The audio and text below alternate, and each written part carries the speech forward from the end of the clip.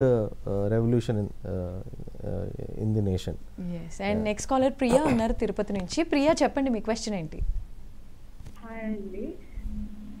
Hi Priya question చెప్పండి. ఏంటి అంటే ఇప్పుడు రిక్రూటర్స్ వైపు నుంచి మాట్లాడుతున్నారు, కాలేజ్ స్టూడెంట్స్ వైపు నుంచి మాట్లాడుతున్నారు.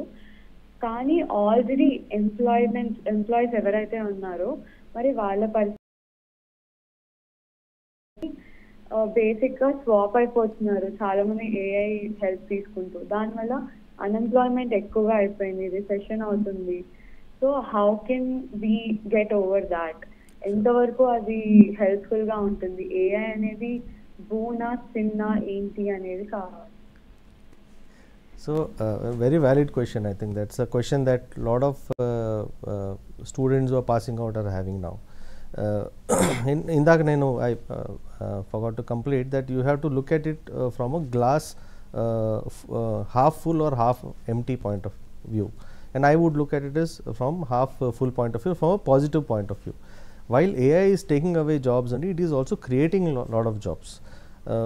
For example, prompt engineer అంటే ఏంటి? ఇప్పుడు మనకు AI tools మనం నార్మల్గా మనం ఏం వాడతాం? Chat GPT or Grok, is the common AI tools that we use as common man.